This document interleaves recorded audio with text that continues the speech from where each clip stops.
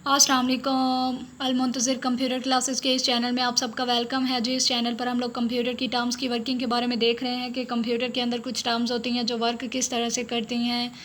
जी, हम लोगों ने लास्ट लेक्चर में प्राइवेट और पब्लिक एक्सेस स्पेसिफायर के बारे में डिस्कस किया था कि वो क्या होते हैं और किस तरह से वर्क करते हैं।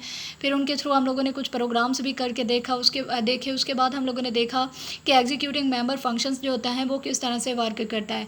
आज हम लोगों ने देखना है कि एक क्लास है, उसको हम लोगों ने डाटा मेंबर्स लेकर और उसके थ्रू हम लोगों ने 3 फंक्शंस लेने हैं, गेट का, सर्कल का और रेडियस का, एरिया का। ठीक है, और उसके थ्रू हम लोगों ने एरिया ऑफ सर्कल और सरकमफेरेंस ऑफ सर्कल को डिस्प्ले करवा के देखना है।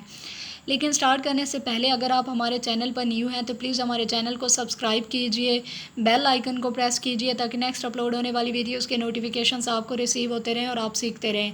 हमारी वीडियो को एंड तक देखिएगा। अगर आपको हमारे पढ़ाने का मेथड अच्छा लगे तो प्लीज़ हमारी वीडियो को लाइक कीजिएगा। कमेंट बॉक्स में हमें ज़रूर बताइएगा अगर आपका कोई भी क्वेश्चन हो, हम इंशाल्लाह उसका आंसर देंगे। स्टार्ट करते हैं जी अलमुंतज़िर कंप्यूटर क्लासेस के इस चैनल पर। आज का topic right A class with one data member. ठीक है, हम लोगों ने डाटा मेंबर एक लेना है। डाटा मेंबर आप लोगों को मैंने लास्ट लेक्चर में बताया होगा कि ये डाटा मेंबर जो होता है वो वेरिएबल होते हैं। ठीक है, रेडियस एंड राइट 3 फंक्शंस, और एक डाटा मेंबर लेना है और 3 फंक्शंस लेने हैं, जिसमें पहला फंक्शन जो है वो आप लोगों का गेट होगा विद पैरामीटर, और पैरामीटर भी लेने हैं। ये पैरामीटर भी मैं बताती हूँ क्या होते हैं जब हम लोग प्रोग्राम स्टार्ट करेंगे। एरिया के नाम से मैंने फंक्शन लेना है जो आप लोगों के एरिया को जाहिर करेगा to display the radius.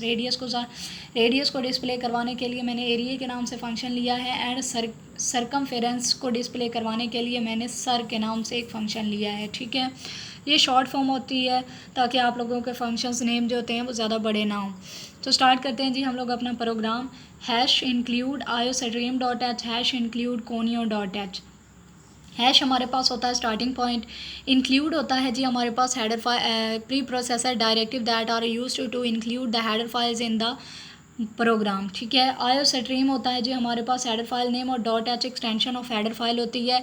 Name of header file और एक्सटेंशन ऑफ हेडर फाइल हमेशा ही एंगल ब्रैकेट्स के अंदर लिखे जाते हैं। उसके बाद होता है जी hash include conio dot h. ये कोनियो डॉट एच भी हमारे पास एक हेडर फाइल नेम होता है। आप लोग एक प्रोग्राम के अंदर जितनी मर्ज़ी चाहें हेडर फाइल्स को इंक्लूड कर सकते हैं, बट वो टोटली डिपेंड कर रहा होता है आप लोगों की प्रोग्राम की बॉडी के अंदर इस्तेमाल होने वाले फंक्शंस पर। मैंने क्लास ली है, उसका नाम मैंने सर्कल रखा है। ठीक है, क्लास कीवर्ड होता है, ये साथ में आना है जिस तरह से हम लोग स्ट्रक्चर वाला कर रहे थे, और उसके साथ मैंने सर्कल लिया है। तो सर्कल जो होता है वो आप लोगों की क्लास का आइडेंटिफायर है। कर्ली ब्रैकेट स्टार्ट के साथ मैंने क्लास की बॉडी को स्टार्ट किया है जी प्राइवेट। प्राइवेट के साथ कॉलन लाजमी होते हैं क्योंकि आप लोगों का कंपाइलर जो होता है वो अगर कॉलन ना लगाएं तो कम एरर शो कर देता है। फ्लॉट रेडियस मैंने फ्लॉट डाटा टाइप के अंदर ले लिया है क्योंकि रेडियस की वैल्यूज़ हमेशा जो होती हैं वो पॉइंट्स में आती हैं।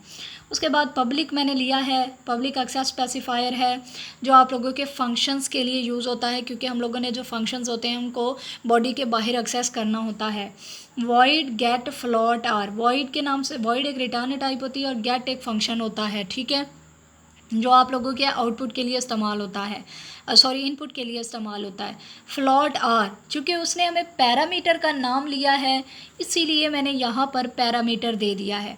अब पैरामीटर क्या होते हैं? ये पैरामीटर्स होते हैं जो आप लोगों की बॉडी जो प्रोग्राम होता है उसके अंदर, ताकि हम लोग जो प्रोग्राम के अंदर जो हम लोग कोई भी वेरिएबल ले रहे होते हैं ना, उस वेरिएबल की जो वैल्यू होती है ना उसको हम लोग एक्सेस कर सकें। ठीक है, तो यहाँ पर मैंने जो है वो पैरामीटर की जो डाटा टाइप ली है वो फ्लॉट ली है। अच्छा, पैरामीटर की जो डाटा टाइप लेते हैं वो वही लेते हैं जिस चीज़ का आप लोग पैरामीटर क्रिएट कर रहे हो ना, उस वेरिएबल की जो आप लोगों ने डाटा टाइप ली होती है उसी डाटा टाइप के थ्रू हम लोग पैरामीटर को डिक्लेयर करवाते होते हैं। मिसाल के तौर पर यहाँ पर मैंने जो फ्लॉट रेडियस लिया है तो उसकी डाटा टाइप मैंने फ्लॉट ली है। यहाँ पर मैं रेडियस का ही पैरामीटर क्रिएट कर रही हूँ, इसीलिए मुझे यहाँ पर उसकी जो डाटा टाइप है वो फ्लॉट ही देनी पड़ेगी, क्योंकि अगर मैं यहाँ पर इंट ले रही हूँ, यहाँ पर मैं फ्लॉट ले रही हूँ, तो हमारा कंपाइलर कंफ्यूज हो जाएगा कि ये इधर तो इंट ले रही है लेकिन जिसके लिए ये पैरामीटर क्रिएट कर रही है ना उसको मैंने कैसे एक्सेस करना है, जबकि उसकी तो डाटा टाइप भी और है। ठीक है, तो इसीलिए जब भी हम लोगों ने फंक्शन का या जिस चीज़ का भी हम लोगों ने पैरामीटर क्रिएट करना होता है वो उस फंक्शन के साथ पैरेंथेसिस के अंदर डिक्लेरेशन के टाइम पर लिखा जाता है, ठीक है। अब यहाँ पर मैं डिक्लेयर ही तो कर रही हूँ, यहाँ पर मैंने पैरामीटर को डिक्लेयर करवा दिया, उसकी डाटा टाइप वही दी है जो इस वेरिएबल की थी। उसके बाद कर्ली ब्रैकेट स्टार्ट के साथ मैंने जो मैंने लिया है फंक्शन गेट का, उसकी बॉडी को स्टार्ट करते हैं। Radius is equal to R, यानी आप लोग पैरामीटर के अंदर जो कुछ भी रख रहे हो ना, वो इसी के अंदर स्टोर होना चाहिए, इसके बराबर होना चाहिए, ठीक है। यहाँ पर आर के अंदर जो कुछ भी है वो रेडियस को दे दो। उसके बाद इस जो फंक्शन है गेट का, उसकी मैंने बॉडी को एंड किया कर्ली ब्रैकेट एंड के साथ वॉइड एरिया। मैंने दूसरा जो फंक्शन लेना है वो एरिया है। अब एरिया यहाँ पर मुझे रिटर्न का नहीं कहा हुआ है, जिसकी वजह से मैं डेटा टाइप जो है वो वॉइड ही ले रही हूँ सारे फंक्शंस के साथ। वॉइड एरिया के नाम से मैंने फ़ंक्शन लिया जो आपके जो सर्कल है उसके एरिया को जाहिर करेगा, ये वाला फंक्शन। कर्ली ब्रैकेट स्टार्ट के साथ मैंने इस फंक्शन की बॉडी को स्टार्ट किया, सी आउट एरिया ऑफ सर्कल, ठीक है, डबल कोट्स के अंदर है 3.14। ये आप लोगों का होता है जी, फार्मूला होता है जी पाई आर स्क्वायर, ठीक है, यानी रेडियस का आर स्क्वायर, और पाई की वैल्यू होती है 3.14 या 22/7, ठीक है। उसके बाद एंड लाइन देना ज़रूरी होता है ताकि वो इस चीज़ के बाद आप लोगों की जब ये चीज़ को प्रिंट करवाए तो एंड लाइन के थ्रू करवाए। वॉइड सरकमफेरेंस के लिए मैंने जो है वो CIR के नाम से वेरिएबल ले लिया है, फंक्शन ले लिया है। वॉइड CIR मैंने फंक्शन ले लिया। उसके बाद यहाँ पर मैंने इसकी बॉडी को स्टार्ट करना है सी आउट सरकमफेरेंस, और ये होता है जी आपके पास फार्मूला 2πr। सरकमफेरेंस का फार्मूला होता है 2πr, और रेडियस का जो सर्कल के एरिया का फार्मूला होता है वो πr² होता है, ठीक है। उसके बाद यहाँ पर मैंने इस फंक्शन की बॉडी को एंड करने के साथ साथ मैंने क्लास की बॉडी को भी एंड कर दिया, और उसका तरीका ये होता है कि आपने कर्ली ब्रैकेट एंड के बाद सेमीकोलन लगाना होता है, जिससे मुझे पता चल जाएगा कि यहाँ पर जो है वो आपकी जो क्लास की बॉडी है वो भी एंड हो रही है। उसके बाद मैंने वॉइड मेन फंक्शन, यानी मैंने अब प्रोग्राम की बॉडी को स्टार्ट किया, वो क्लास की बॉडी थी, अब मैंने प्रोग्राम की बॉडी को स्टार्ट किया है वॉइड मेन फंक्शन, ठीक है। इसकी रिटर्न टाइप जो है वो मैंने वॉइड ली है क्योंकि मुझे कुछ रिटर्न नहीं करना है। उसके बाद यहाँ पर जो मैंने क्लास का नाम लिया था ना वो था सर्कल। मैंने सर्कल लेकर उसका जो ऑब्जेक्ट है ना वो C1 के नाम से मैंने क्रिएट कर लिया है, ठीक है। उसके बाद अब ये C1 के साथ अब यहाँ पर आप लोगों ने फ्लोट रेड रेडियस के लिए आप लोगों ने यहाँ पर एक वेरिएबल क्रिएट करना है जो कि डायरेक्टली एक्सेस करेगा आप लोगों के इस पैरामीटर को, और ये पैरामीटर डायरेक्टली एक्सेस करेगा इस रेडियस को जो आपने फ्लोट डाटा टाइप के थ्रू डिक्लेयर करवाया है। सी आउट, यहाँ पर आप लोग देखो enter radius, cin radius के अंदर कर दो। अब रेडियस की वैल्यू मैं यहाँ पर दे देती हूँ जी 4, ठीक है, मेरी मर्ज़ी है, मैंने यूज़र से रन टाइम पर लेनी है, कोई भी ले सकते हैं, यहाँ पर मैंने लिया जी 4। अब ये वाली जो वैल्यू है यहाँ पर आप लोगों ने यहाँ पर यूज़र से रन टाइम वैल्यू ले ली RAD, यानी जो आप लोगों ने फ्लोट रेड के नाम से वेरिएबल डिक्लेयर करवाया उसके अंदर वो स्टोर हो गई, ठीक है। उसके बाद यहाँ पर CIN.GET_RAD, अब यहाँ पर देखें C1 डॉट जो आप लोगों ने यहाँ पर ऑब्जेक्ट क्रिएट किया है C1 के नाम से वो, और साथ में गेट जो आप लोगों ने यहाँ पर फंक्शन लिया था गेट, जो हमें यूज़र ने रन टाइम जो हमें स्टेटमेंट के अंदर कहा हुआ है कि गेट फंक्शन लो। मैंने क्या किया, मैंने यहाँ पर गेट फंक्शन को C1 ऑब्जेक्ट के ज़रिए से कॉल किया। अब यहाँ पर लिखा हुआ है जी रेड, अब रेड की वैल्यू आप लोगों ने दी 4। ये वाला जब इस फंक्शन को कॉल करेगा देन ये वाली जो रेड के अंदर 4 वैल्यू है वो डायरेक्टली इसको मिल जाएगी यहाँ पर जो फ्लोट आर है। अब ये फ्लोट है तो यहाँ पर 4.0 हो जाएगी, यहाँ पर भी 4.0 होना चाहिए था क्योंकि मैंने फ्लोट डाटा टाइप ली है, ठीक है, 4.0। उसके बाद यहाँ पर आप लोग कुछ भी ले सकते हो, कोई भी पॉइंट्स वाली वैल्यूज़ ले सकते हो। यहाँ पर अब ये वाली वैल्यू जो है वो आर को मिली, आर की वैल्यू किसको मिल रही है जी रेडियस को, जो आपने यहाँ पर प्रिंट करवाया। ये पैरामीटर लेने का तरीका होता है। 4.0 वाली वैल्यू रेडियस के अंदर स्टोर हो गई। अब आप लोग देखो ये गेट फंक्शन को कॉल कर रहा है। इस फंक्शन के अंदर पहली वाली जो स्टेटमेंट थी वो तो ये थी कि आपने रेडियस की जो आर की रेड की वैल्यू थी वो आर को मिली, आर की वैल्यू जो है वो रेडियस को मिल गई, ठीक है। तो यहाँ पर रेडियस की वैल्यू अब याद रखिएगा, आर के रेड की वैल्यू आर को मिली, आर की वैल्यू रेडियस को मिली। अब रेडियस के अंदर जो स्टोर है वो 4.0 है, ठीक है। उसके बाद यहाँ पर C1 डॉट सर जो सर फंक्शन है उसको वो कॉल करेगा और यहाँ पर देखेगा।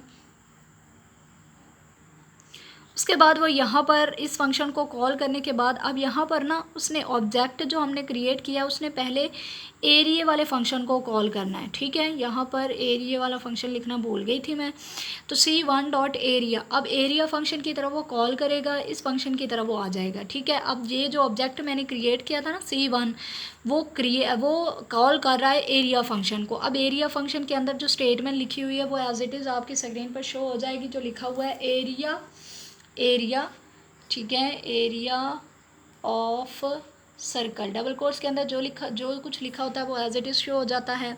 तो यहाँ पर देखें पाई आर स्क्वायर, अब पाई की वैल्यू 3.14 है, आर स्क्वायर, अब इसके अंदर रेडियस के अंदर क्या लिखा हुआ है, रेडियस की वैल्यू जो है वो 4.0 मल्टीप्लाई बाय 4.0, ठीक है। आप लोग ऐसे समझ लो कि इसकी जो वैल्यू है अगर मैं 4 करती हूँ तो यहाँ पर इसकी जो वैल्यू आती है ना वो 76 पॉइंट समथिंग आती है, आप लोग 5 कर लो, सपोज कर लो, ठीक है, या मल्टीप्लिकेशन करके देख लीजिएगा। उसके बाद आता है जी यहाँ पर इसने कॉल की, उसके बाद ये वाला जो लिखा हुआ है वो प्रिंट होने के बाद एंड लाइन एग्जीक्यूट होने की वजह से आपका कर्सर यहाँ पर था तो यहाँ पर मूव कर जाएगा। उसके बाद यहाँ पर वो अगली स्टेटमेंट की तरफ जाएगा, यहाँ पर C1 जो ऑब्जेक्ट क्रिएट किया उसने सर वाले फंक्शन को कॉल किया हुआ है। अब आप लोग यहाँ पर आओगे, डायरेक्टली जो है ये इसकी तरफ आएगा, यहाँ पर जो इसने फंक्शन को कॉल किया हुआ है, ठीक है, यहाँ पर इस फंक्शन को कॉल करने की वजह से उसकी स्टेटमेंट की तरफ जाएगा। तो यहाँ पर लिखा हुआ है सरकमफेरेंस,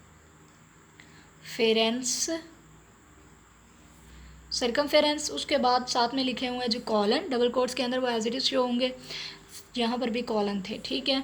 उसके बाद यहाँ पर याद रखिएगा जो कुछ डबल कोट्स के अंदर लिखा होता है वो एज इट इज़ शो होता है।